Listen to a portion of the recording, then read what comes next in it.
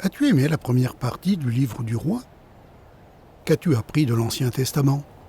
Le mot testament signifie accord ou alliance.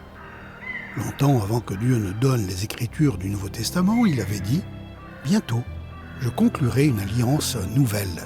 Dans la première alliance avec son peuple, Dieu avait donné de nombreuses lois pour montrer sa sainteté et la nature pécheresse du peuple.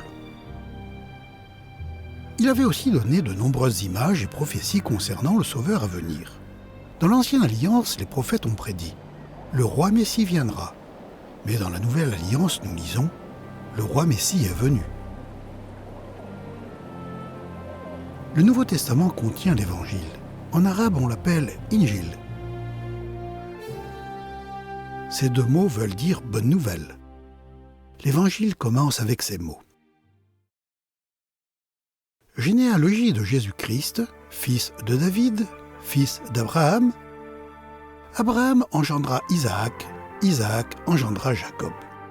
Partant d'Abraham, les Écritures énumèrent, nom après nom, la lignée non interrompue des ancêtres de Jésus. Dieu tiendrait sa promesse de bénir toutes les nations en envoyant le Sauveur par les descendants d'Abraham. Le Nouveau Testament comporte 4 récits de l'Évangile. Pourquoi donc 4? Pourquoi pas un seul?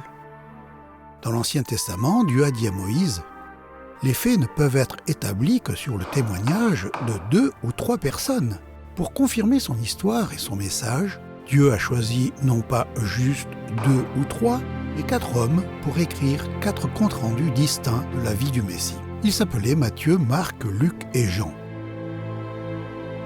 Comme 4 journalistes qui couvrent le même événement, chacun raconte le même récit, mais d'un point de vue différent. Le Nouveau Testament contient 27 livres. Le livre des Actes, écrit par Luc, raconte ce qui est arrivé après que le Messie a fini sa mission. Dieu a inspiré Paul, un ancien terroriste, Jacques et Jude, les demi-frères de Jésus, et Pierre et Jean des pécheurs, à écrire le reste du Nouveau Testament. Chaque livre révèle davantage le roi et ses plans pour tous ceux qui l'aiment. Voici à présent le reste de son histoire.